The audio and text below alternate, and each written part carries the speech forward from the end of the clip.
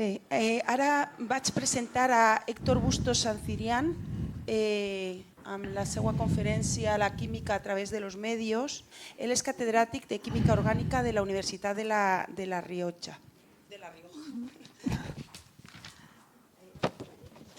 Ell és llicenciat per la Universitat de Saragossa, on presenta la tesina, i després va ser becari FPU de la Universitat de la Rioja i va defensar la seva tesi doctoral sota la direcció dels professors Alberto Avenoza i Jesús Manuel Peregrina. Va realitzar una estada postdoctoral en la Universitat de Califòrnia Berkeley entre els anys 1998 i 1999 i en tornar, i després de 3 anys com a investigador contractat i professor associat en la Universitat de la Rioja, va aconseguir una plaça de professor ajudant doctor en la Universitat de Saragossa. A partir de febrer de 2004 forma part de la Universitat de la Rioja com a investigador del programa Ramon y Cajal. Després va aconseguir l'habilitació per a professor titular d'universitat i des de 2008 va ser professor titular d'universitat en la Universitat de la Rioja, amb l'avaluació favorable del programa I3. Ha sigut director d'estudis de química amb la implantació del grau en química.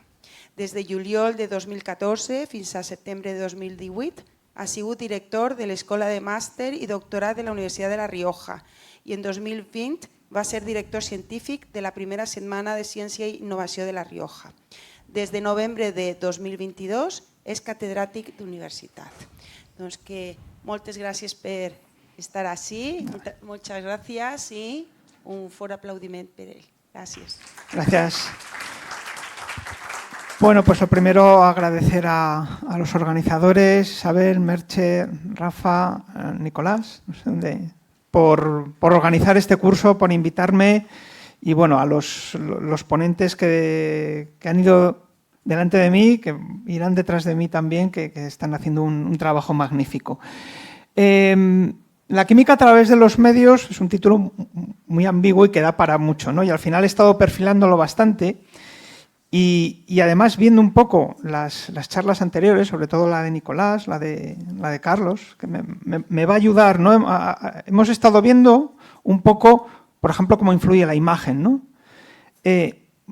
Cómo influye ahora el lenguaje. Voy a poner algún libro también y lo voy a recomendar. George Lakoff, No pienses en un elefante. George Lakoff es un lingüista y escribió este libro enfocándolo fundamentalmente, como viene en el subtítulo, lenguaje y debate político, ¿no? No pienses en un elefante. Supongo que todos habréis pensado en un elefante. En este, en otro, es decir, el lenguaje, y es un poco lo que viene a decir George Lakoff, condiciona lo que decimos, cómo decimos, condiciona también cómo pensamos. Podemos pensar en este elefante, hemos podido pensar en el rey emérito de cacería, hemos podido pensar en elefantes diferentes, pero al final es inevitable, por mucho que nos digan que no pensemos en un elefante. En este sentido también hay este tipo de lenguaje, ¿no? Que dice lo mismo o no dice lo mismo. Gasto educativo frente a inversión educativa. Utilizamos las dos cosas muchas veces indistintamente y nos venden sobre todo la primera, el gasto educativo. Sin embargo, lo de invertir en bolsa o gastar en bolsa, no oímos lo segundo, es invertir en bolsa, ¿no? George Lakoff trabaja mucho esto, sobre todo en el libro, desde un punto de vista político. No voy a entrar en el libro ahí, pero habla de términos como el alivio fiscal, ahora que están también de moda el impuesto de la muerte, etcétera. Es decir, cómo definir un cierto lenguaje va a hacer que nos enfrentemos al contexto diferente de la acción. Esta es la portada de una película. ¿Os suena a alguien? ¿Alguien me puede decir? Arrival, La llegada. Es una película de Denis Villeneuve basada en un relato de ciencia ficción muy cortito, la historia de tu vida, de Ted Chiang, en la que unos extraterrestres nos invaden, pero no es la típica película de extraterrestres que invaden, hay una guerra, hay una batalla, la protagonista es una lingüista, otra vez. Porque lo primero que van a querer hacer los extraterrestres es comunicarse. ¿Cómo se comunican con nosotros? Y para ello van a necesitar, pues, la lingüista.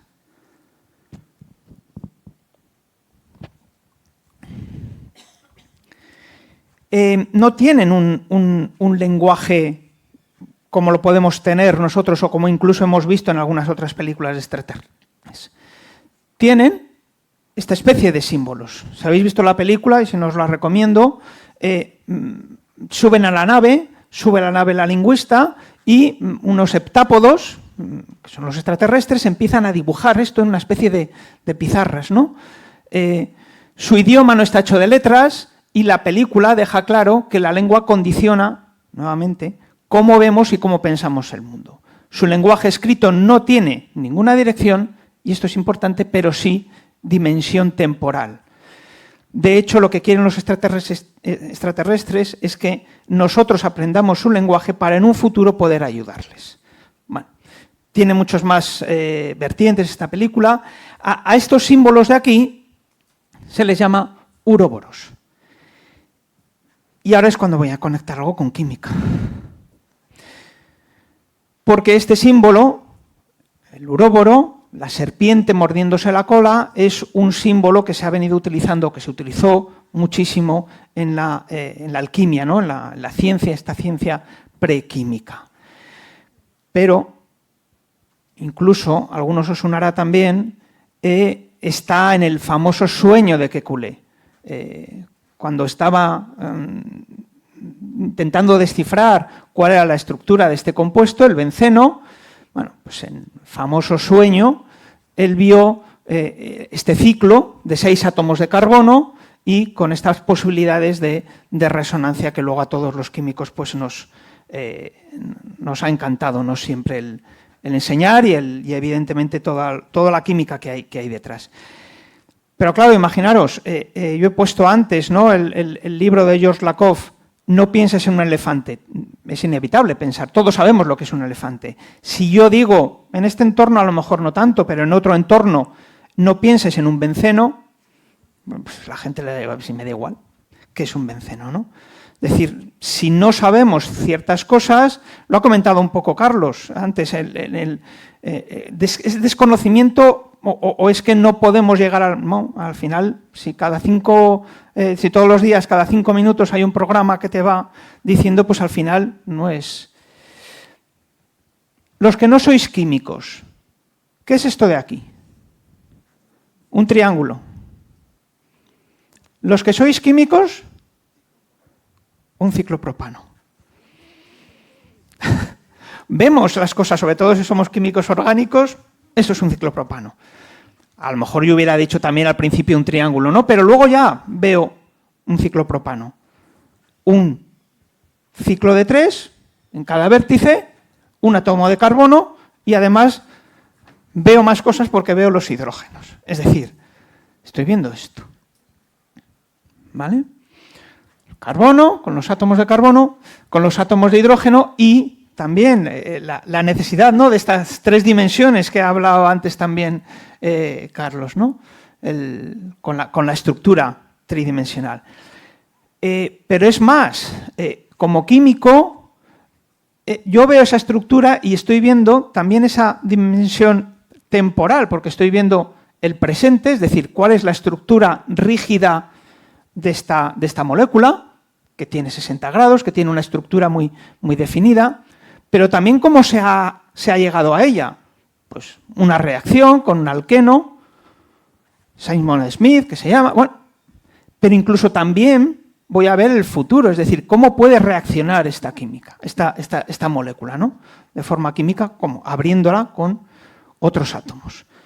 Incluso luego cómo esto puede ir otra vez al alqueno. Es decir, como químico yo estoy viendo sobre un triángulo muchas más cosas. Es decir, en la química el lenguaje es evidentemente importante y es también relativamente complejo.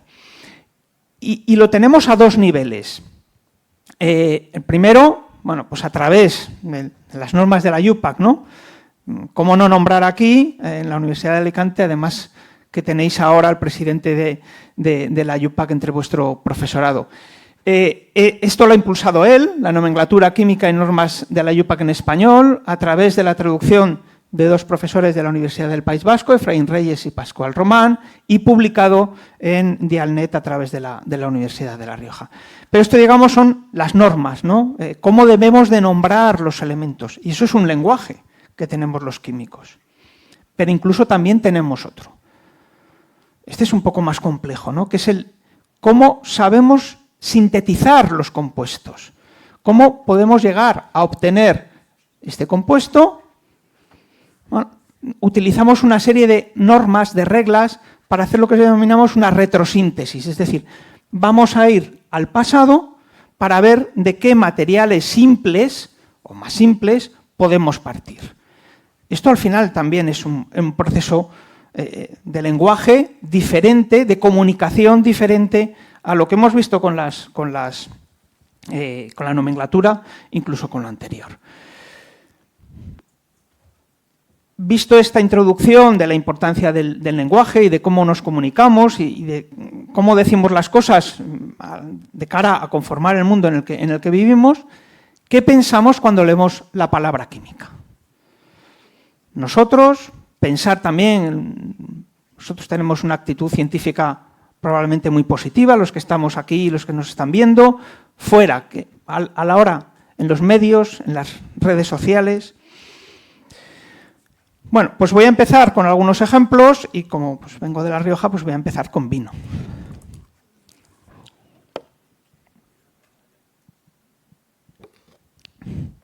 Titular: los mejores vinos naturales, o sea, puntualizan, sin aditivos químicos.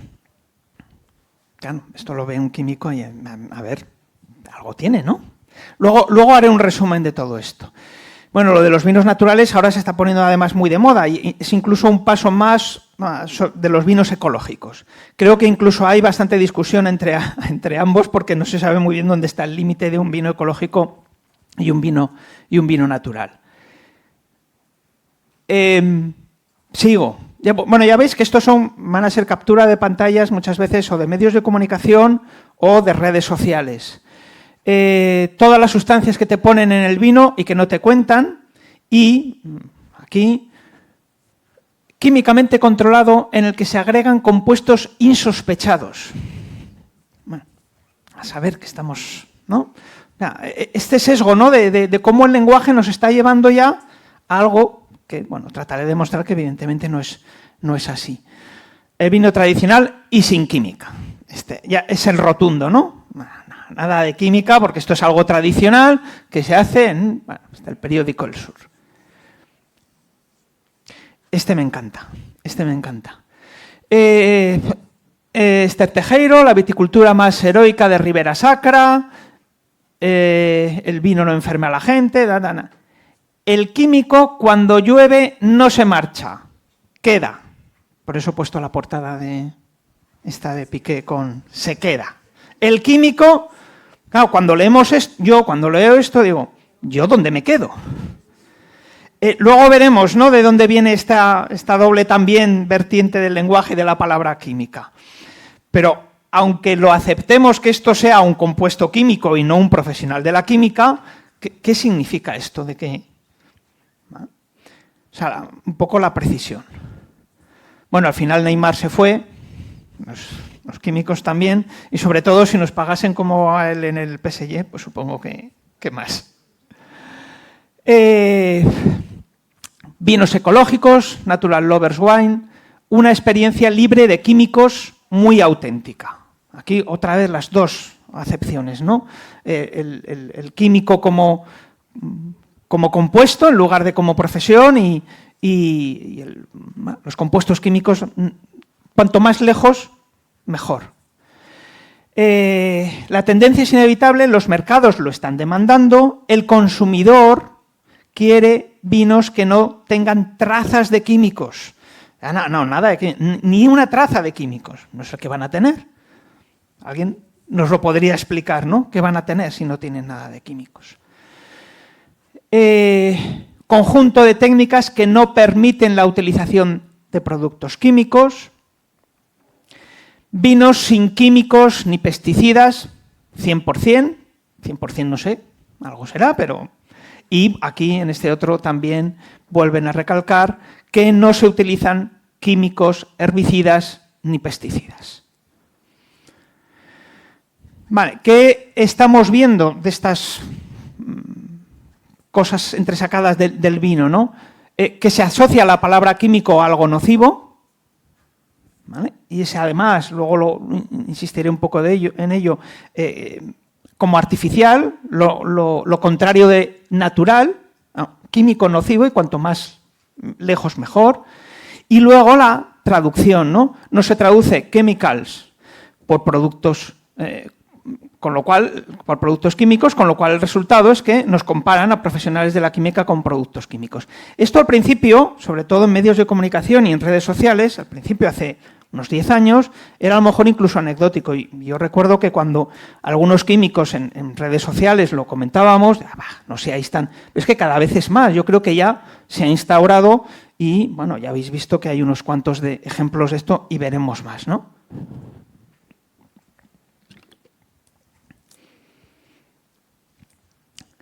Bien, voy a intentar también a lo largo de la charla hacer una mezcla que espero que cuaje bien con aspectos de la investigación de nuestro grupo, de investigación en la Universidad de La Rioja.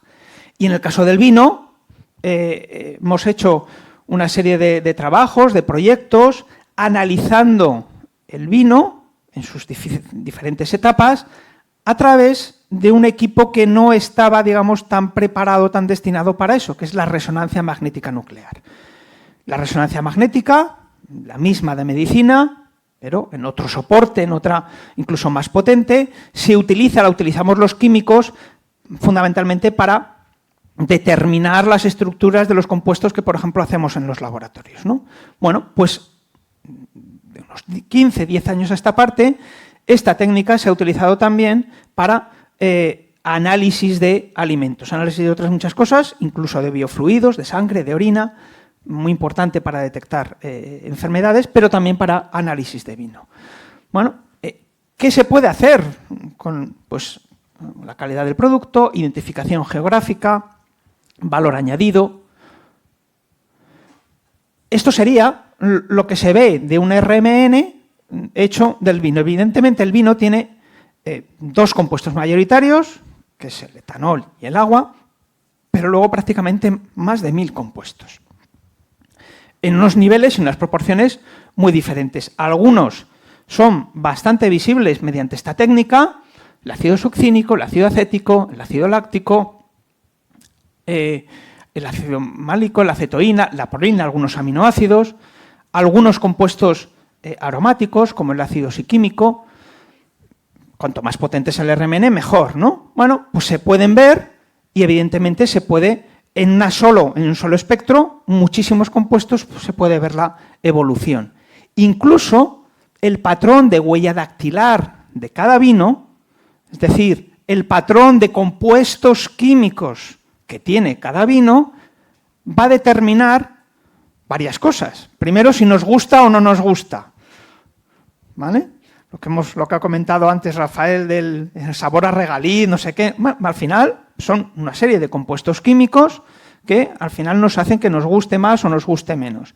Y poder llegar a determinar, en función de ese patrón, la procedencia, por ejemplo, de un vino. Este trabajo en el que hicimos fue con cooperativas de La Rioja que distaban relativamente poco, unos 15, 20 kilómetros. Sabíamos que las uvas eran de esos sitios: Arnedo, Aldeanueva, Arenzana de Abajo, Haro, Sonará Más, Navarrete, Uruñuela, La Bastida, y vimos cómo, por el patrón de esos espectros que hemos visto antes, éramos capaces de diferenciar esas zonas. Bueno, En esto trabajamos nosotros, pero también está trabajando, evidentemente, las compañías que hacen este tipo de equipos, porque están viendo que es un nicho de mercado poder tener estas herramientas.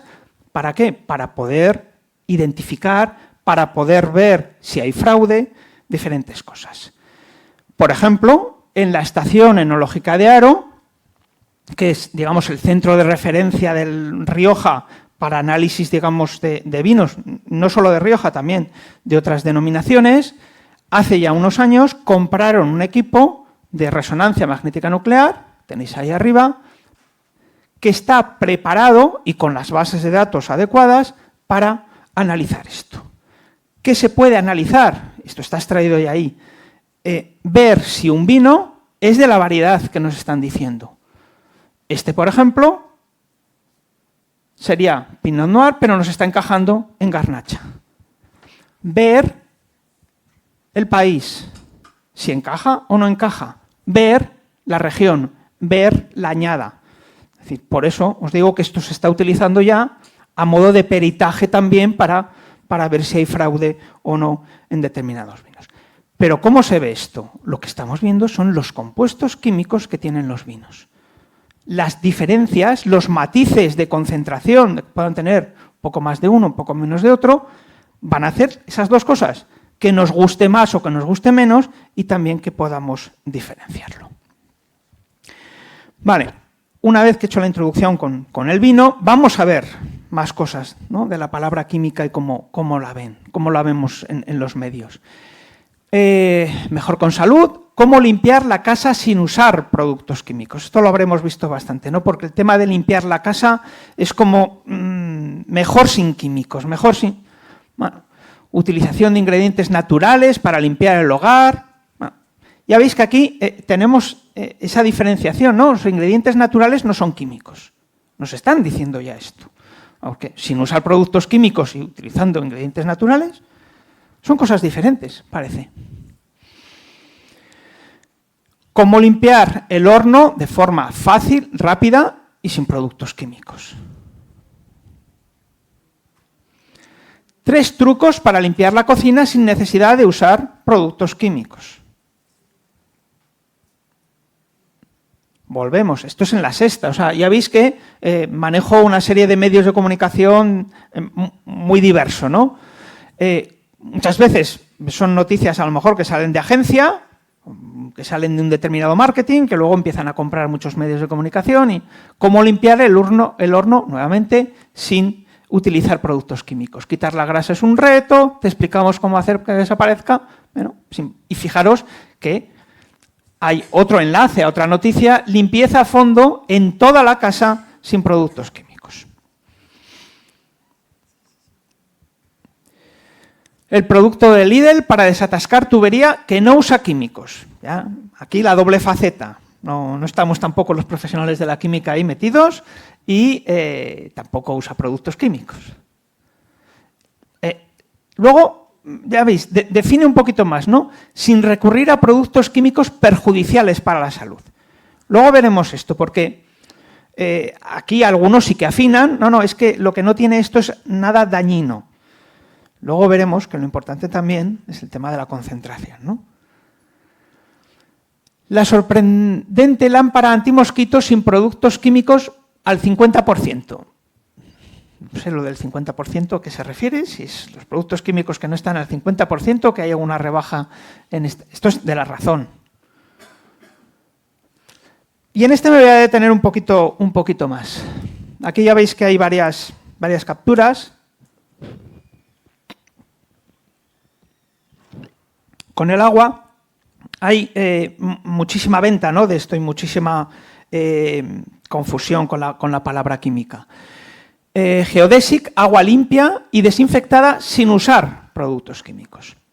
Luego lo hablaremos. Yo creo que la potabilización del agua ha sido uno de los grandes éxitos y avances que más vidas ha salvado de la humanidad, ¿no?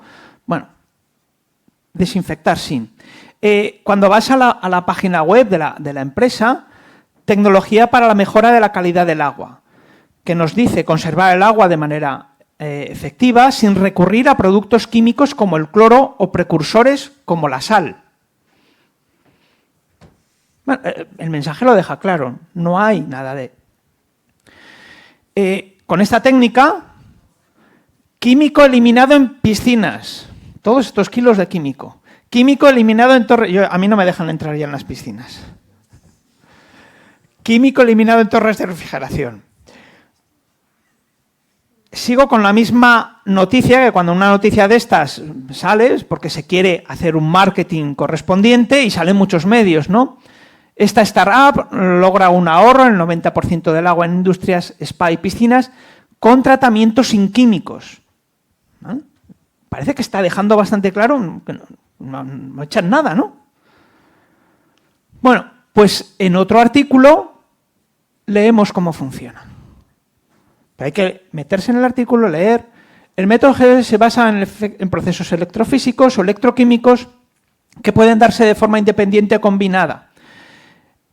El primero se llama electroporación, ataca con campos eléctricos, la membrana celular, bactericida. Estos mismos campos eléctricos son los que actúan en el segundo, la oxidación avanzada, con la que se destruye la materia orgánica. Con el último, la generación de cloro libre, se produce cloro activo a partir de cloruros presentes. A ver, ¿hay o no hay química ahí? Más allá de si el método funciona mejor, funciona peor. Lo que desinfecta es el cloro. Equipo de investigación, programa también con bastante audiencia. ¿Quién bebe la peor agua? Ya os digo que con esto del agua le añaden químicos. Otra vez esta doble... Esto ya ves que son tweets. Las biopiscinas, esto no lo había visto. Preparando la charla, biopiscinas se mimetizan en lagos o estanques con vegetación y fauna y su agua no necesita cloro, químicos o luz ultravioleta para permanecer limpia, poder bañarse. Yo no sé si os bañaríais en estas piscinas, pero...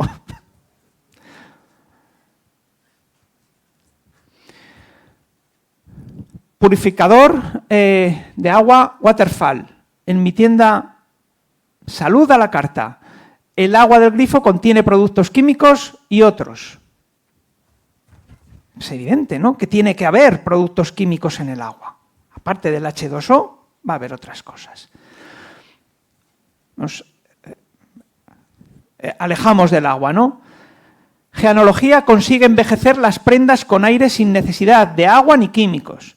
Bueno, para empezar, el agua no son químicos, no son productos químicos. O sea, el agua, como ya no suena a algo, eso ya lo alejamos de lo que sea tóxico, ¿no? El bolígrafo, sport, los de deportes también. El bolígrafo que alivia el picor de las picaduras de mosquitos sin químicos. Este incluso es positivo casi, ¿no? Los riesgos de un cuerpo perfecto esculpido con química. Es esculpido con química. Todo lo que comemos es química, ¿no? Este es buenísimo. El community manager esto es de la Universidad de Sevilla, veis que es un diálogo entre el community manager que maneja el Twitter de la Universidad de Sevilla y el de la Facultad de Química de la Universidad de Sevilla. Vale. Universidad de Sevilla. Que nos lo quitan de las manos. Desayuno ecológico, hogar sin químicos, taller de cocina saludable. Vaya programa más completo.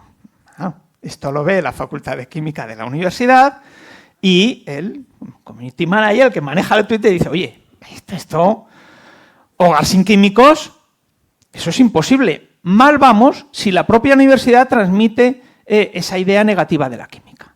Bueno, pues ni corto ni perezoso, el de la Universidad de Sevilla, en general, en lugar de decir, oye, al de la Facultad de Química me están diciendo, no, buenas. Lo mejor en estos casos, como siempre, es acercarse a la ponencia para informarse de qué va a tratar. Toda la comunidad está invitada, claro. Esto lo vemos muchas veces, ¿no? La equidistancia, sobre todo en temas de pseudociencia. A ver, que no. que es que esto que estás diciendo es una tontería, no hace falta que encima siga. Bueno, pues tuvo que volver otra vez en la Facultad de Química. Pues creo que no, mejor sería reconocer que la redacción y el título de la charla no es muy acertado. No se puede hablar de sacar el laboratorio a la calle y divulgar ciencia, y está poniendo todo el trabajo que muchas universidades hacéis para divulgar la ciencia y dar cabida a algo que da miedo a la química, ¿no? Bueno.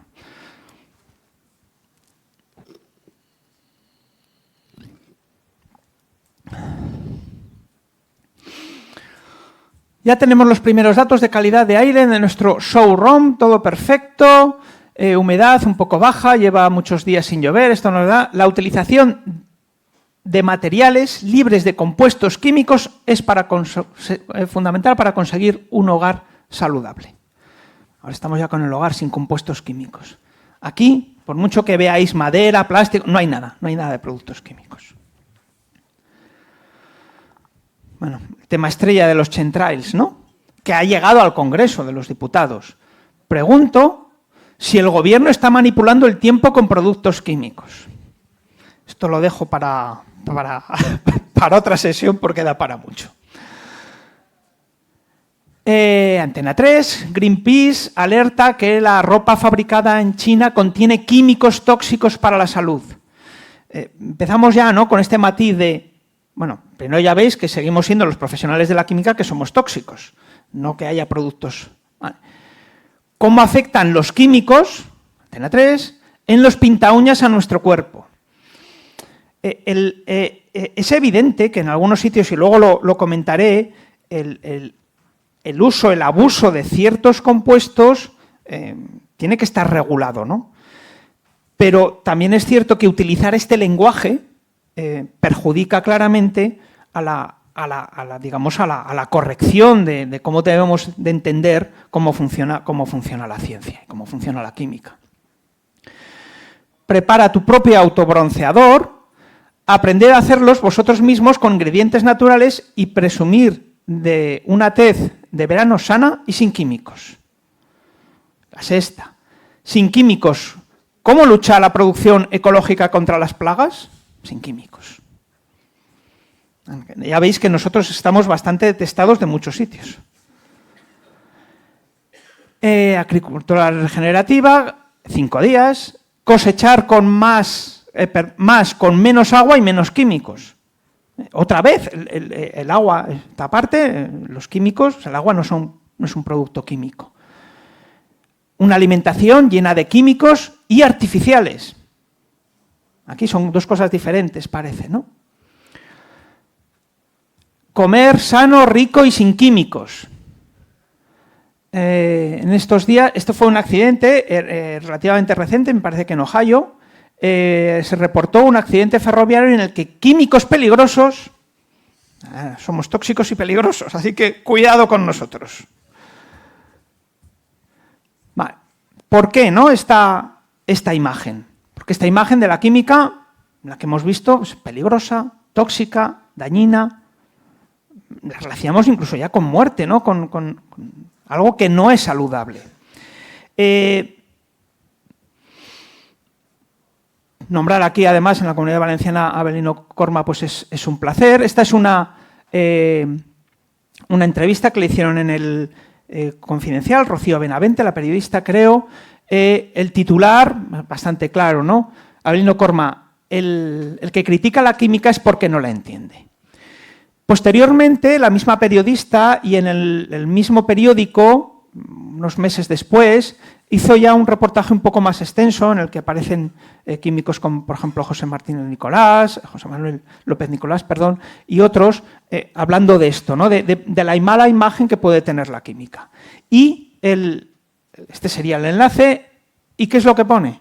Seguramente la respuesta completa entonces no es solo el desconocimiento, sino una mezcla de instinto, historia, marketing, unidos a la facilidad con la que la información poco rigurosa, y más ahora, circula por Internet y lo difícil que es a veces distinguirla de la información más fiable. Es decir, desconocimiento y accidentes, marketing, pero todo esto nos están vendiendo un uso del lenguaje de la palabra química que no es el correcto. Y puede parecer, a lo mejor hace unos años podía parecer anecdótico, pero yo creo que esto es pues un peligro para el desarrollo social, ¿no? de la ciencia y de la química en concreto. Está claro, ¿no?, que y lo he comentado antes, uso, abuso, accidentes, que tiene que ver, que la química tiene algo que ver, ha habido muy graves. ¿Os suena el de Bhopal? Os recomiendo, segundo libro que recomiendo, este libro de Dominique Lapierre y Javier Moro. Era Medianoche en Bhopal, donde se relata de forma además muy cuidada, primero la vida en Bhopal, sobre todo en el barrio cercano a la fábrica de Union Carbide, y luego evidentemente el accidente. Y además lo relata de una forma, de un punto de vista químico muy preciso, ¿no? Había una fábrica en Bhopal que se puso a finales de los 70, primero de los 80, para obtener un pesticida que se llamaba Sebin, que se estaba utilizando para evitar las plagas y que las cosechas en India pudieran dar frutos que pudiera dar de comer a la gente, ¿vale? Bueno, ¿qué fue lo que pasó? Primero, que era una planta que estuvo bastante sobredimensionada para lo que luego se vio que iba a producir, que llegó un momento en el que la producción tuvo que parar, y a partir de ahí hubo una serie de cortafuegos, de seguridad, que tenía que haber existido, no uno, 5, 6, 7, 8, que por diferentes motivos se interrumpieron. El primero de ellos, la primera seguridad, era que en los depósitos grandes de isocianato de metilo, que es el gas que luego salió, un compuesto muy nocivo que además puede generar aún productos como el ácido cianhídrico, no debía haber nada en esos depósitos. Bueno, pues se paró la empresa, se paró la producción de Sebin y había en 3 depósitos, en uno, cerca de 40 toneladas de ese producto. Los responsables de la fábrica, como vieron que estaba parada, bueno, pues si está parada y no se produce, a lo mejor las medidas de seguridad no son necesarias. Las medidas de refrigeración, las medidas contra los posibles escapes utilizando otros productos químicos, todas esas medidas al final se relajaron, se bajaron.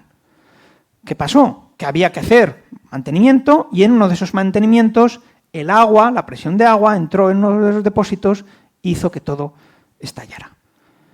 Más de 10.000 muertos en el momento, cerca de 30.000 muertos, más o menos, porque es muy difícil.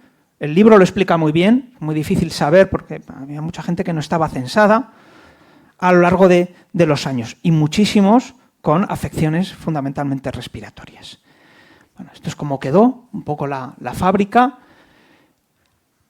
Esto, cuando los químicos hablamos de química, debemos también, yo creo, que contarlo. Es decir, ojo, es evidente que la química tiene que tener su seguridad.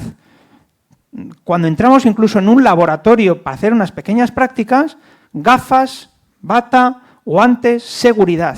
Más aún si cabe, si estamos hablando de este tipo de empresas, ¿vale? ¿Significa esto que no debamos desarrollar ciertos productos? Bueno, todo hay que mirar a ver. Si el riesgo, evidentemente, si no somos capaces de mantener una cierta seguridad. Vale. Otro de los conceptos, y este es el otro libro también, el último que quiero recomendaros, si aparece en él, es este. Luego os hablo del libro. La dosis. Hemos visto antes, ¿no? Compuesto tóxico. Productos químicos tóxicos. Esto va de menos tóxico a más tóxico. Significa que lo de arriba, ahora veremos, es tóxico. Es tóxico. En determinada cantidad puede matar. El agua puede matar. Y no solo porque nos ahoguemos, sino porque estemos bebiendo más agua de la que necesitamos. Y aquí nos viene la cantidad, ¿vale? Estaríamos de agua, no podemos beber todos los días 6 litros de agua, ¿no?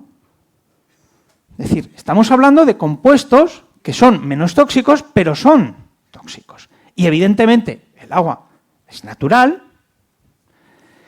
y uno de los más tóxicos, bajamos abajo, es la toxina botulínica, también natural. Y por cierto, que se utiliza en cirugía estética. Y parece que sin ningún problema, ¿no? Bueno, fijaros la poca cantidad de producto por kilogramo de persona que puede llegar ya a afectar y a ser tóxico. Bueno, esta tablita está sacada de este libro, el libro de la química. Hay muchos libros divulgativos sobre química. Este es muy interesante porque se puede, digamos, trabajar con él de dos formas. Como lectura, como libro de lectura, leértelo de principio a fin, o incluso también como libro de consulta, ¿no? Está gráficamente, además, muy bien estructurado. ¿Qué nos dice el ChatGPT sobre la química? Usos negativos de la palabra química. ¿Qué connotaciones, cuando hablamos de química, puede haber, ¿no? Contaminación y toxicidad. Situaciones que se discute de la contaminación ambiental, la palabra química puede tener connotaciones negativas. Si estamos hablando de medio ambiente y aparece la palabra química. Percepción de complejidad, esto ya lo hemos hablado y se ha hablado además antes. Se asocia la palabra química con una materia escolar difícil y productos químicos peligrosos. Cuando se discuten productos químicos altamente peligrosos, como armas químicas, productos químicos, lo que hemos visto antes del SEBIN y de la tragedia de Bhopal.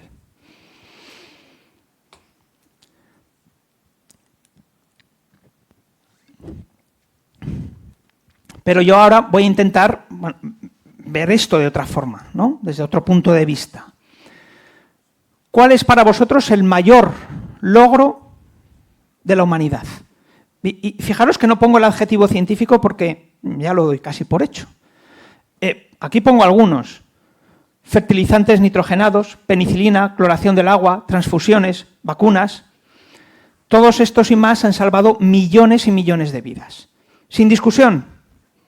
¿Vale? Sin discusión. Bueno, pues en todos, de una forma o de otra, la química está presente.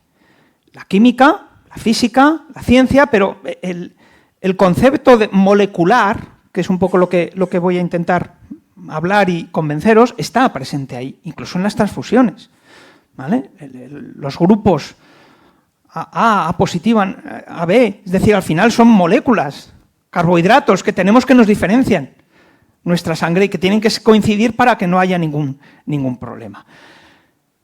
Me voy a quedar con las vacunas, ¿no? Por muchos motivos y porque además me va a permitir explicar otra parte de la investigación de nuestro grupo de investigación. Edward Jenner, este cuadro está muy bien porque ya veis que está aquí también la vaca, donde sacó las pústulas para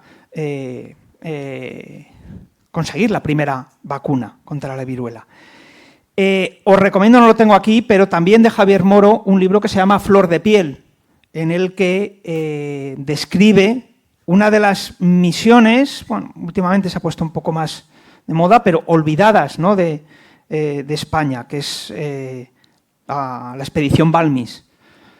¿Vale? Cómo Isabel Zendal y Francisco Balmis llevaron de una forma que ahora nos sorprendería y desde luego yo creo que no se permitiría la vacuna de niño en niño, ¿vale?, a Iberoamérica. Y estuvieron 3 años. Pero que es que además lo más increíble de todo esto es que si Edward Jenner fue a finales del siglo XVIII cuando impulsó esto, a los muy pocos años ya estaba Francisco Balmis. Es decir, el potencial científico que había en aquel entonces y que, bueno, pues puso sobre la mesa Francisco Balmis era muy potente, ¿no?, para poder desarrollar lo que se considera la primera expedición científica y filantrópica. ¿Qué consiguió solo esta vacuna? Fijaros, esto es de datos de Our World in Data, es de Suecia, que podía tener datos más o menos fiables. Aparición de la vacuna, Y fijaros, la bajada de muertes por viruela. Eso estamos hablando de un país desarrollado, ¿no? ¿Qué pasó en el mundo? Pues que esto le ha costado más llegar. Y estamos hablando ahora de números reportados, de casos, ¿vale? Pero otra vez, desde 1920, fijaros que esto ha tardado más tiempo, ¿no?, que en un país desarrollado como Suecia. Pero nuevamente estamos con casos cero, prácticamente. Y este gráfico es a mí el que me parece que resume eso que os he dicho, ¿no?, antes. ¿Cuál es el mayor logro para mí este? Reducción de la incidencia de enfermedades inmunoprevenibles en Estados Unidos comparando 2019 con la era prevacunal. ¿Qué enfermedades han desaparecido? Difteria, hip, sarampión, paperas, polio, rubeola, prácticamente tétanos, varicela. Enfermedades de las que antes moría mucha gente y otra mucha gente quedaba, como el caso de la polio, pues quedaban muy tocadas, ¿no? Veis que ahora parece que me he alejado un poco de la química, ¿no? Bueno, ¿cuál es el concepto que ahora ya parece que lo tenemos, por desgracia, después del coronavirus, bastante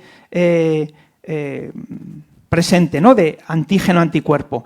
Esto es el pictograma y el texto en castellano que está en la página de la OMS para explicar lo que es una vacuna, ¿no? Antígeno, el sarampión, es un patógeno que es existente, tengo el anticuerpo. Varicela, lo mismo. Gripe, lo mismo.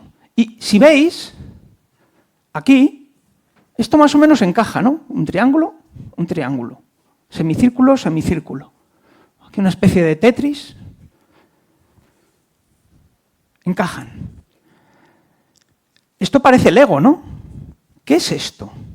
Y yo creo que, y es lo que voy a intentar ahondar un poquito ahora, es uno de los problemas que tenemos los químicos. Esto de aquí, y lo han mostrado muy bien en la doble hélice de ADN, Carlos, son interacciones químicas. Es decir, lo que pasa que es, bueno, para mostrarlo, para enseñarlo, no puedes poner aquí los átomos, ¿no? O a lo mejor sí, pero desde luego no se ponen. Con lo cual aquí, bueno, ¿qué intenta explicar la OMS con esto? ¿Qué pasa cuando aparece un patógeno nuevo? Pues que no tenemos el sistema inmunitario preparado para combatirlo. ¿Qué hay que hacer? La vacuna. ¿Cómo? No hace falta coger todo el virus. Hace falta coger un virus atenuado, lo sabemos, o incluso una parte del virus. Esta de aquí. ¿Vale? Nos sonará ahora el coronavirus.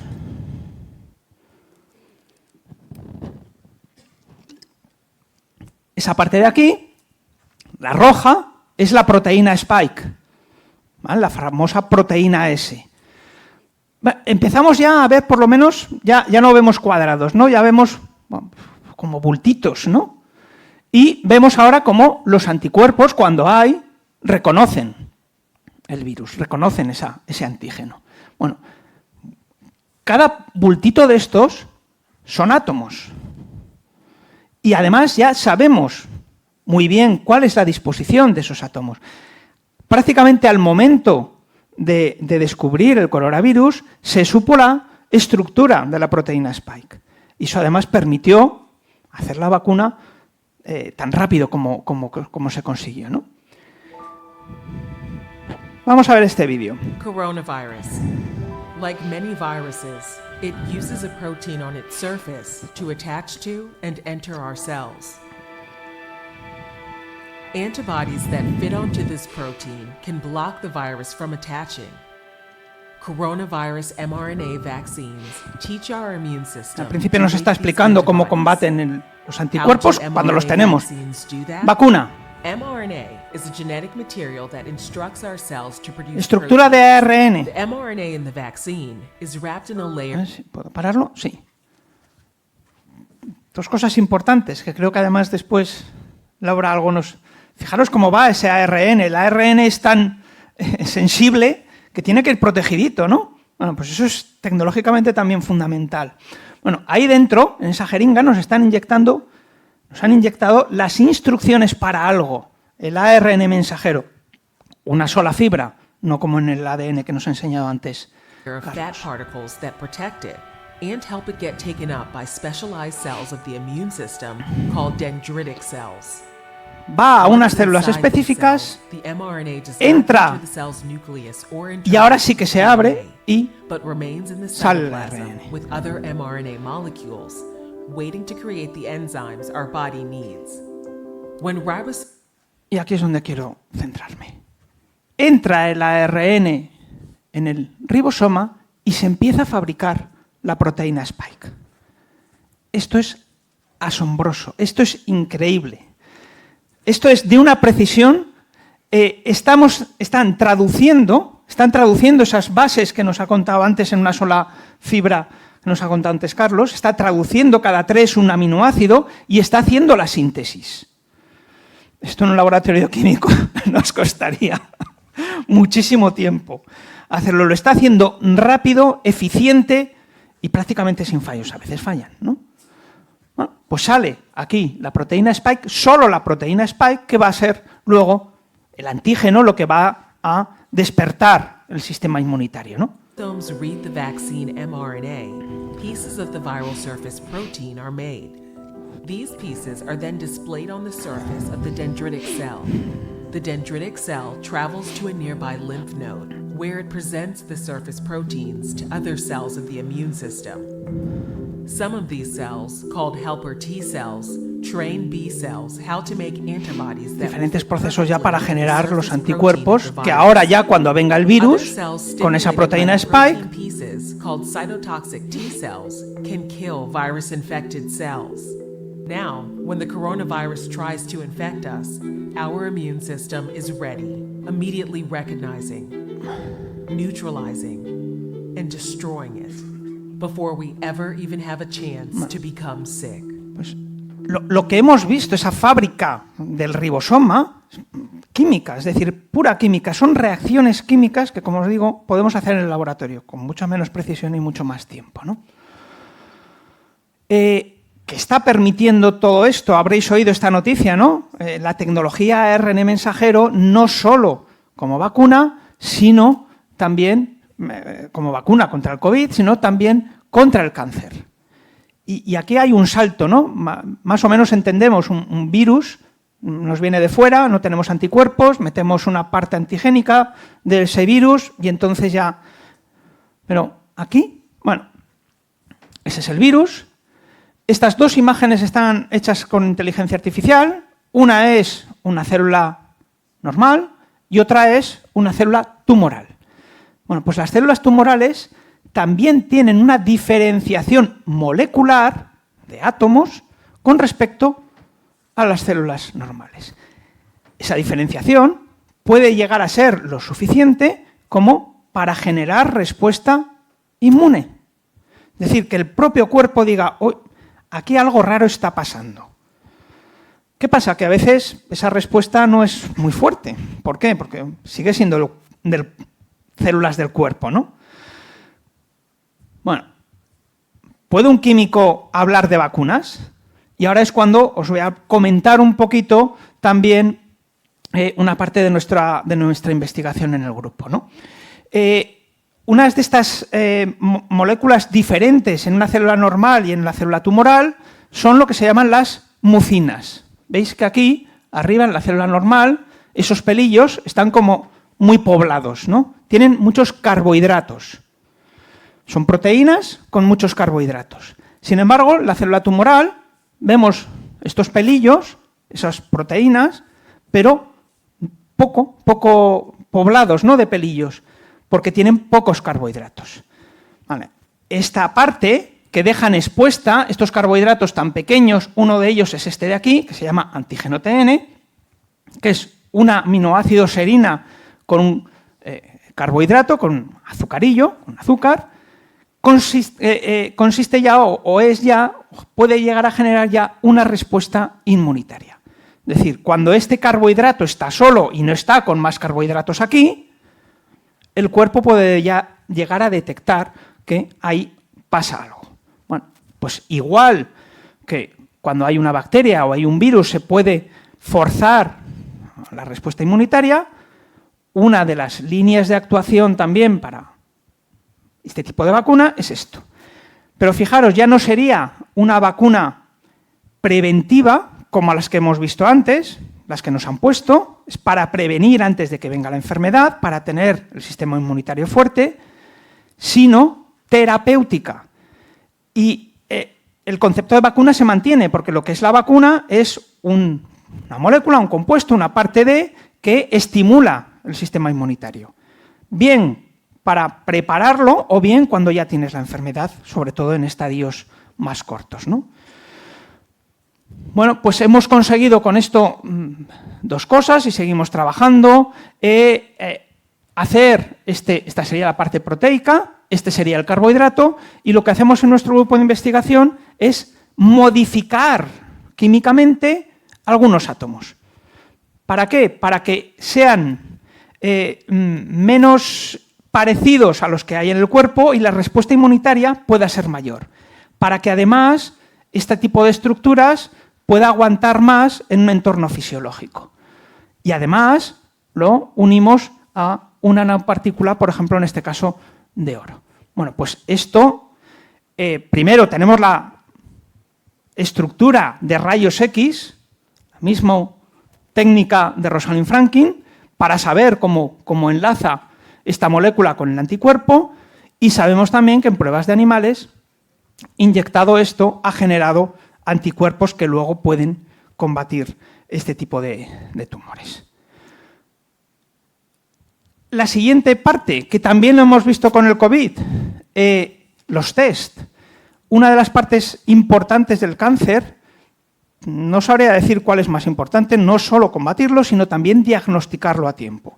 Y con métodos de diagnóstico lo menos invasivos posibles y lo más rápidos posibles.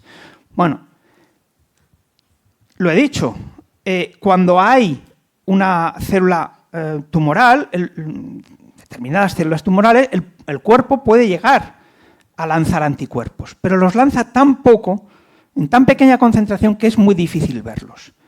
Si conseguimos una técnica, una metodología en la que se puedan detectar ese tipo de anticuerpos, ¿cómo se detecta un anticuerpo?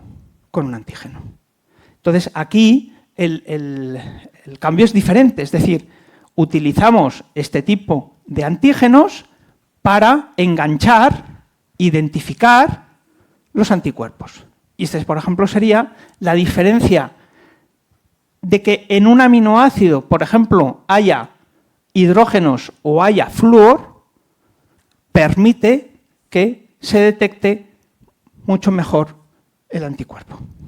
Es decir, se detecte mejor el cáncer. Bueno, ya más o menos voy con tiempo. Un poco, ¿no? Lo que quiero dejar de esta charla, creo que muchas veces somos conscientes, sobre todo aquí en este contexto, tal vez fuera no tanto, pero que la vida es química, pero yo creo que también tenemos que ir a este otro concepto, que parece que es lo mismo, pero no. La química es vida. Todo lo que es química, sea incluso con el bio delante o de materiales o de... Es nuestro universo, es nuestra tierra, es nuestra vida, todo. Y aquí voy a lanzar, aquí que hay químicos, físicos, biólogos, profesores de secundaria. No es una propuesta, no quiero lanzar aquí ninguna propuesta educativa, pero simplemente, como habéis visto, yo creo que una de las pegas que tiene la química de cara a la imagen que tiene en la sociedad, a ese marketing que nos venden de todo natural, de la química es artificial, es que no está ligada o no está todo lo ligada que yo creo que debería estar al concepto de vida, ¿no? Al concepto de física, química, biología y geología, y aquí es donde lanzo. ¿Qué pasaría si hubiera habido una biología y química?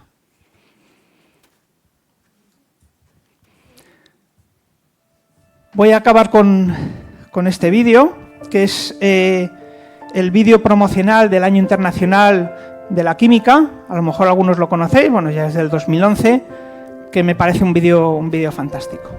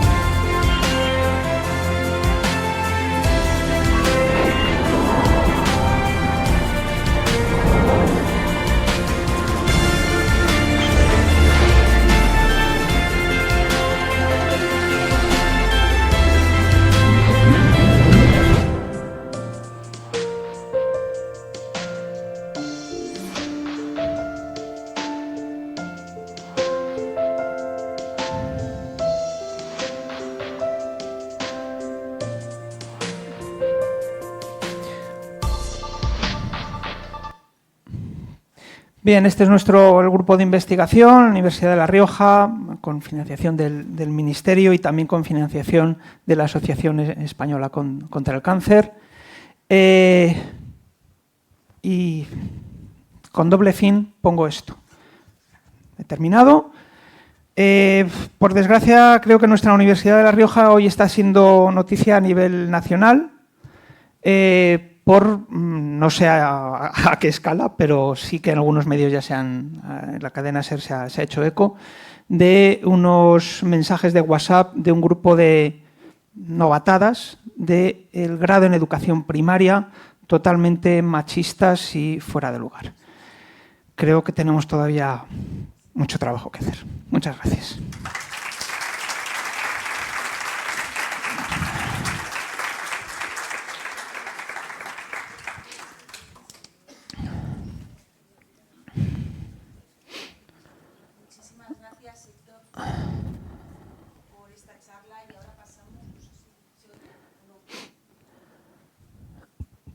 Ahora sí. Muchísimas gracias por la charla y pasamos ahora al turno de preguntas o comentarios que quiera hacer tanto el público que está aquí en la sala como los que están viendo la conferencia en video streaming.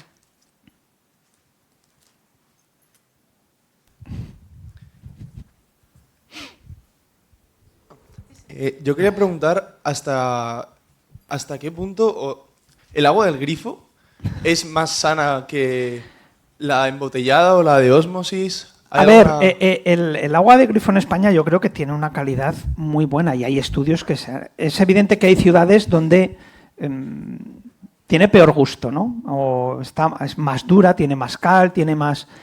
Pero los análisis que se han realizado, estudios, dicen que el agua vamos, del grifo es perfectamente, está bien y sobre todo mucho más barata. Es cierto, y yo por ejemplo lo tengo con mi madre, ¿no? Mi madre el agua del grifo ya hace tiempo que no, las personas mayores empiezan a tener más, bueno, pero yo creo que yo bebo agua del grifo y no hay ningún problema. Total seguridad, total seguridad. ¿Por qué nos vamos a fiar? O sea, no nos fiamos del agua del grifo y si nos fiamos del agua embotellada.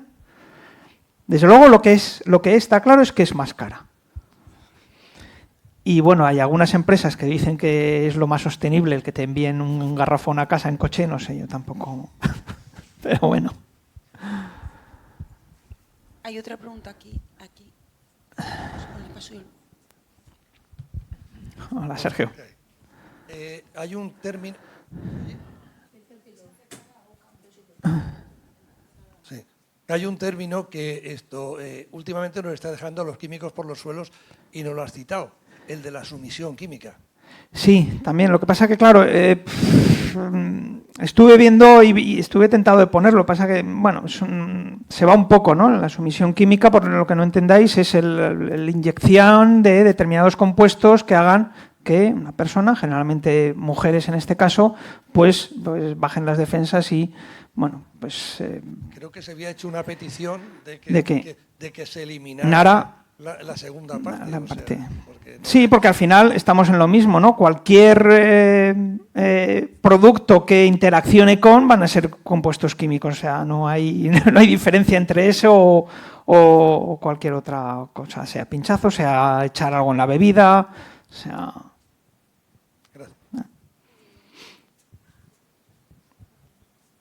¿Alguna pregunta más?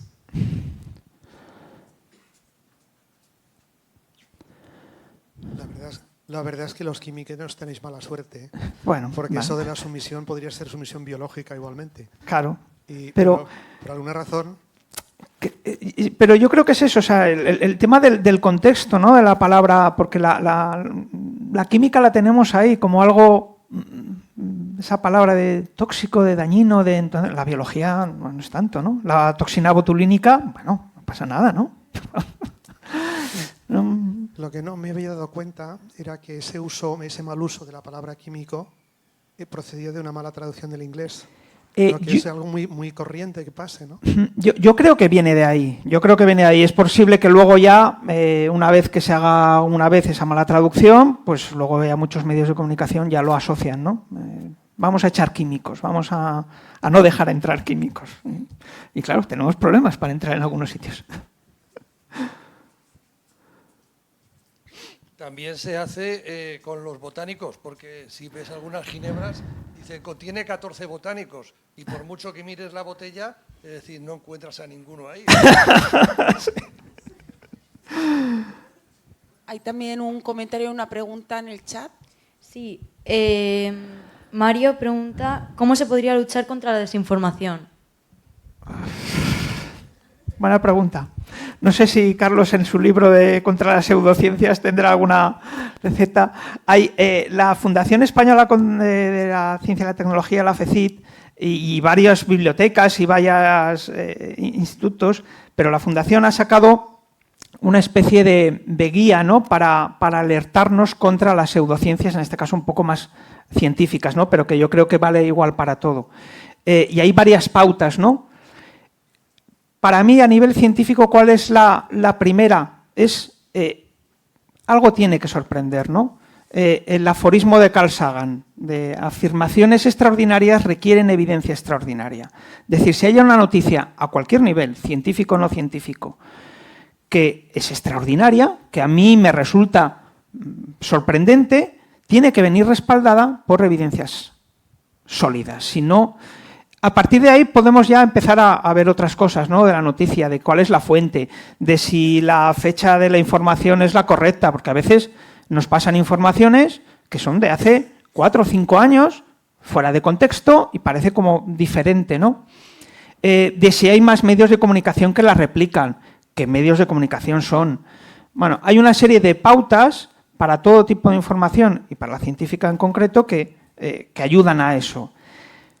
Para la científica, ¿cuál debería de ser también una importante? Claro, a mí me puede asombrar una noticia científica si sé algo de ciencia. El problema es que si no se sabe nada de ciencia, a lo mejor no asombra nada. O a lo mejor todo asombra y dicen, bueno, y pasa cualquier cosa.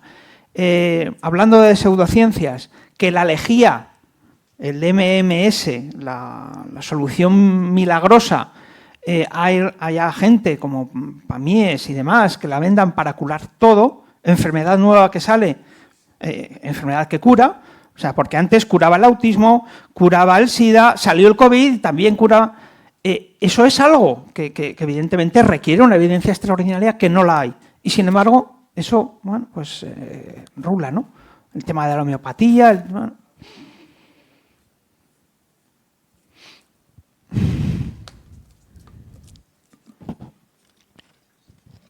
Si no se anima nadie más, pues repito.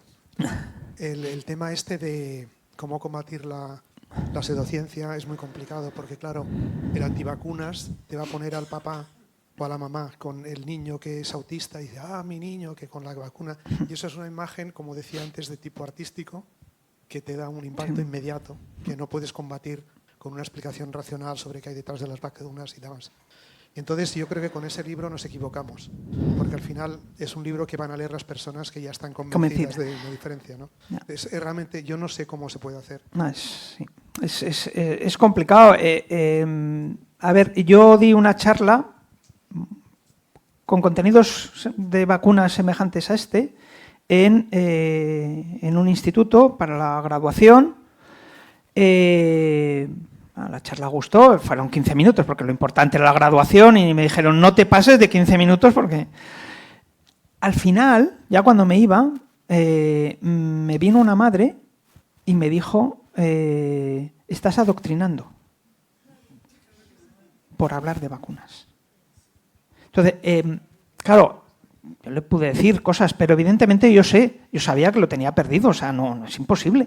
Si hay alguien que va así, pues yo creo que lo que podemos intentar hacer es que no caiga más gente en ese pozo, ¿no? de no creer en vacunas, de no creer en el cambio climático, de no creer en...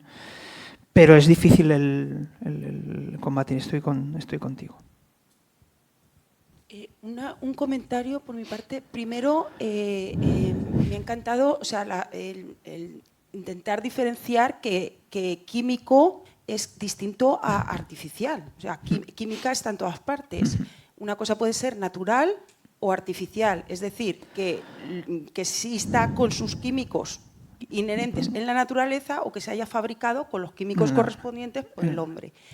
Luego, por otro lado, en cuanto al periodismo y los medios en general, probablemente el problema que existe es que mucha falta de cultura científica en el periodismo. Entonces igual debería, no sé si existe alguna asignatura de cultura científica dentro del periodismo y que esta gente sepa aplicar bien el lenguaje. Yo creo que... Por otro lado está el problema del sensacionalismo en el periodismo, que también lo buscan en las noticias, no a nivel solamente de echarle la culpa a la química, sino en muchos sentidos. Y por otro lado, a la hora de intentar luchar contra la desinformación o con el sentimiento de que la química es algo malo o nocivo, que nos está contaminando, o por ejemplo los antivacunas, si tú escribes un libro, ese libro lo va a comprar gente que ya está medio convencida. Entonces, ¿cómo se puede llegar a toda la población o a la mayoría y sobre todo a la población más joven? Igual también nos tenemos que plantear utilizar las herramientas que ellos utilizan.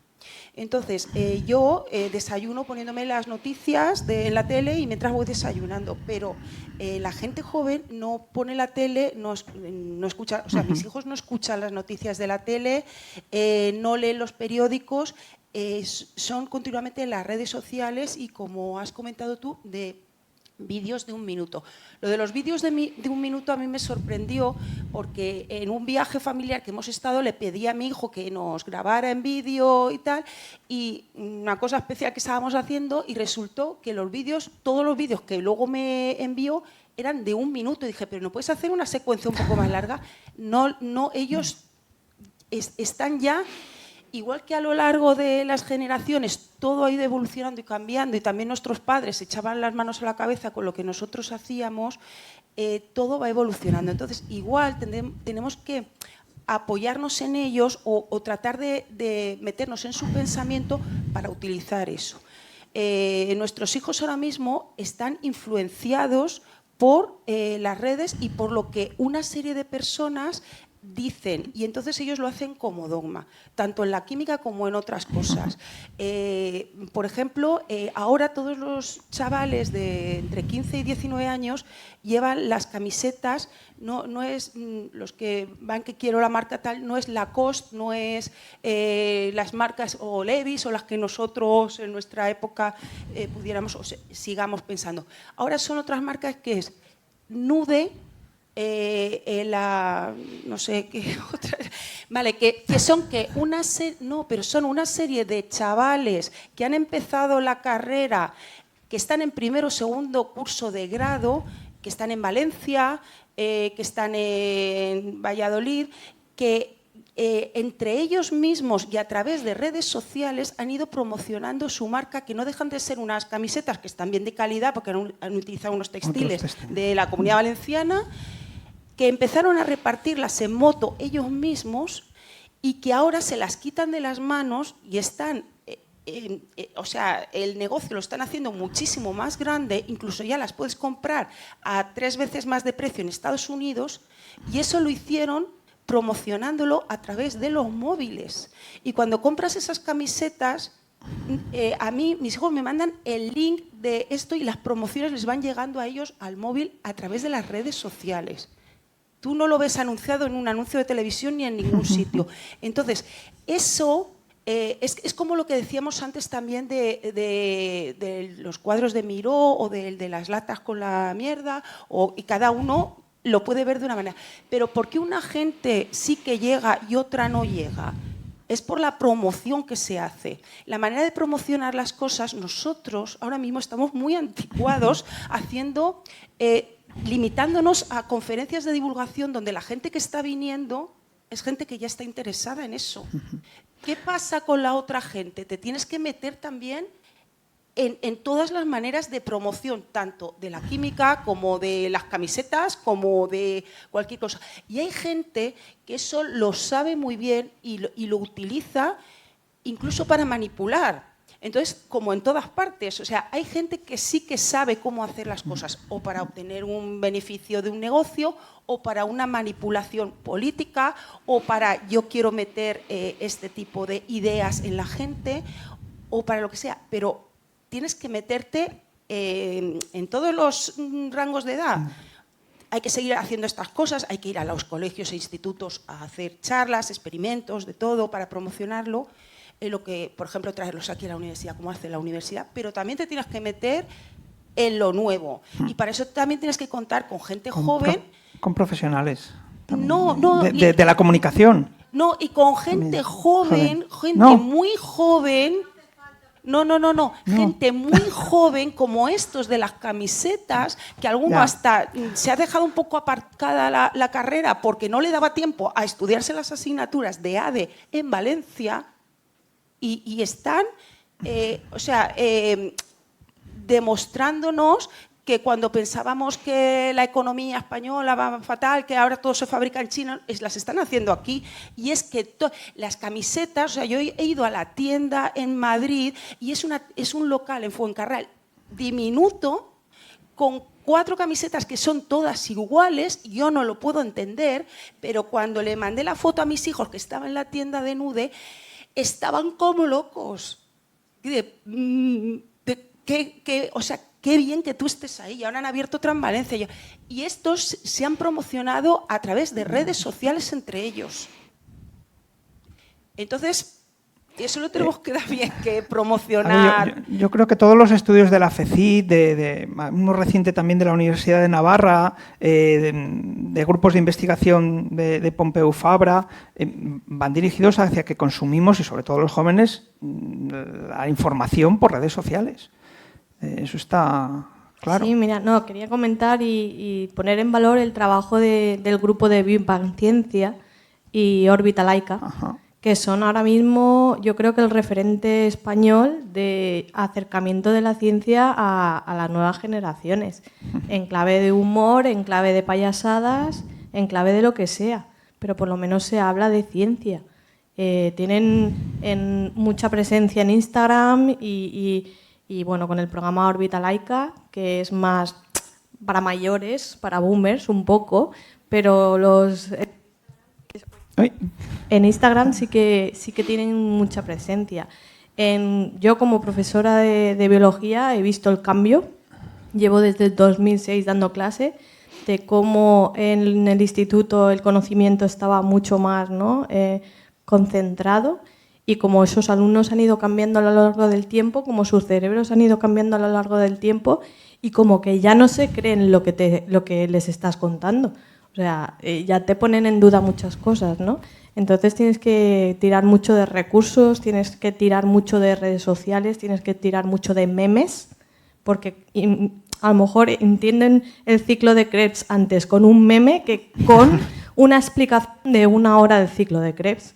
Y es así, esos cerebros han cambiado, y creo que vosotros, o sea, yo estoy súper impresionada, me encanta, porque hacía tiempo que no venía a la universidad a escuchar charlas de catedráticos y de profesionales, pero mi sensación como profe de secundaria es que estáis en una burbuja muy superior y muy desconectada de lo que es hoy en día un instituto, porque es que no tiene nada que ver cómo ellos ahora se piensan, se manejan, se relacionan, se hablan. Ya que has hablado del lenguaje, ellos se insultan continuamente desde el cariño, pero se dicen palabrotas sin parar y ya se comunican diferente. Y yo creo que es eso, que es un fallo de comunicación entre nosotros y ellos. Yo creo que si se modificara esa vía de comunicación, yo creo que esto llegaría mucho más a ellos. Y yo como profesora, mi humilde aportación a la ciencia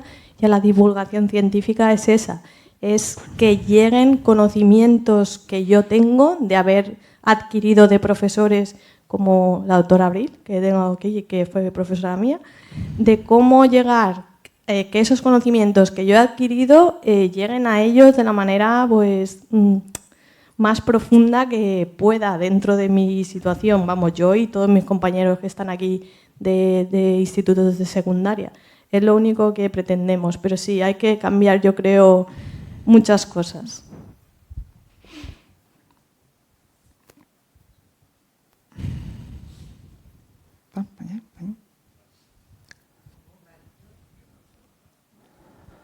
Vale, yo solamente quería apuntar 2 cosas. Una, en relación a lo que habéis dicho de las redes sociales, y desde mi desconocimiento de persona mayor, es el tema de la posverdad. Un antivacunas, un anticambio climático, un anti...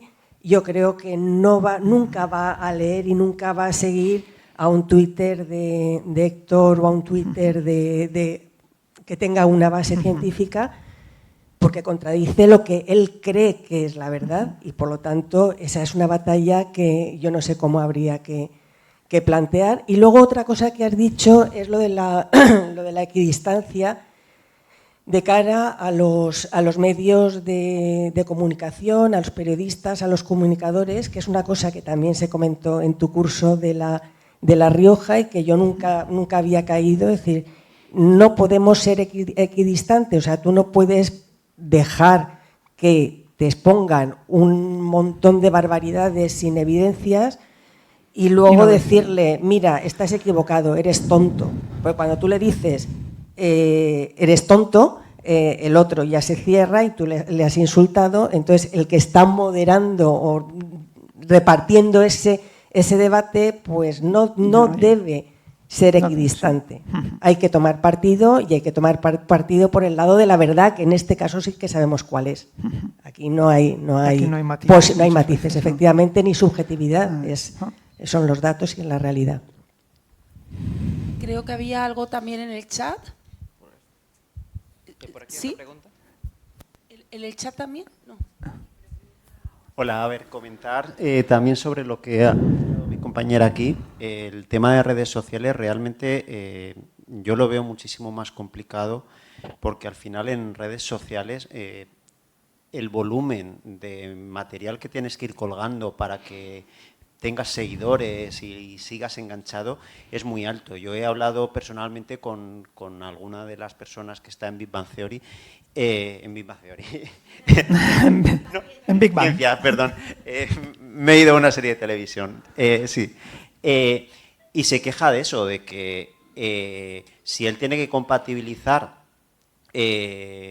su carrera científica o su profesión con el volumen de cosas que tiene que llegar a colgar en Internet para estar ahí, no vive. No vive y además tiene una recompensa económica que no le compensa. Entonces, eso hay que tenerlo en cuenta. Si tú quieres decir una cosa con rigor en un minuto, o si te vas a YouTube, que pues necesitas una preparación. Como científicos tenemos mucho amor propio y no queremos decir lo primero que pensamos, lo queremos decir bien, y eso lleva mucho tiempo. Sin embargo, alguien de estos que dice 4 tonterías, en 5 minutos te saca 5 posts diciéndote 4 chorradas. Y claro, combatir eso es muy difícil. Entonces yo creo que hay que poner en valor y hay que tener en cuenta que ahora el camino está por ahí, por las redes sociales, nos guste o no nos guste. Hay que financiar mucho a esa gente que está ahí trabajando, porque ahora mismo lo hacen por amor a la ciencia, pero no es un modo de vida. Y hay que darles de comer también a esa gente. Esa gente también tendrá sus facturas que pagar, sus cosas que hacer y combatir eso. Tenemos que poner mucho por nuestra parte para poder hacerlo, porque si no tenemos la batalla perdida. Las chorradas son muy fáciles y muy baratas. Y creo que es algo que no se está haciendo.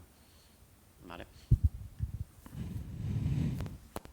Coincido bastante contigo. Lo que pasa que, a ver, yo creo que los científicos, por lo menos a mí, cuando al principio, ahora ya estás un poco más habituado, ¿no? Cuando sacas una publicación que puede tener algún... Imaginaros estas cosas, ¿no? Que cáncer, pues te viene el periodista y...